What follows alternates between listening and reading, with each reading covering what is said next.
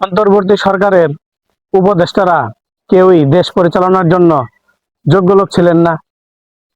তারা সবাই আনাড়ি, অনভিজ্ঞ, বৃদ্ধ এবং একই সঙ্গে অযোগ্য। তারা দেশটাকে 18 মাস পরিচালনা করে আমাদেরকে 100 বছর পিছিয়ে দিয়ে গেছেন। তারা আমাদেরকে উপহার দিয়েছেন মপতন্ত্র।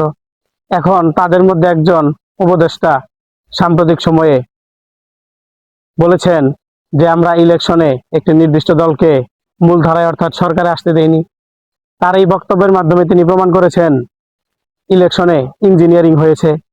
এই বক্তব্য প্রচার করে তিনি সরকারকে বেকায়দায় ফেলেছেন, বিরোধী দলকে উত্তেজিত করেছেন এবং তিনি প্রমাণ করেছেন যে তারা দেশ পরিচালনার জন্য অযোগ্য লোক।